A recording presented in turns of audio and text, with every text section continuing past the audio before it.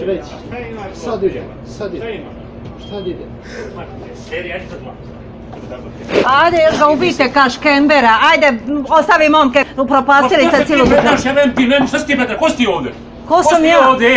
Ja sam tu da vam kažem da naplaćujete. Šta si ti kažete, šta ja ovdje radim? Šta radite? Varate narod. Ja varam narod. Varate, karte su, javni gradski prevoz je plaćan iz naknada. On plaća kartu 50 kuna i nije kupio. Niko je ne treba ni platiti. Sidi tu i stiri telefonka. Nemojte. Tako, šta ti čabaš? Ma molim vas, vaše ime i prezime. Vaše ime i prezime. Vaše ime i prezime. Da se mišaš u mene. Mišam se, radiš kriminal. Koji kriminal, jebem ti, ne duše? Naplaćuješ karte koje su već plaćene. A šta plaćene, sti vida koju onu kartu ima?